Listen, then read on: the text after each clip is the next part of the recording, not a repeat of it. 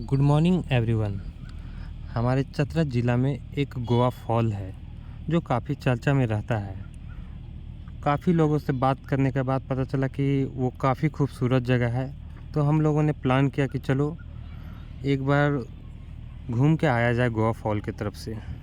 तो हम लोग निकल पड़े गोवा फॉल की तरफ। यही गोवा फॉल है जो काफ़ी खूबसूरत दिख रहा है। यहाँ आने के बाद बहुत ही ज़्यादा अच्छा लगा।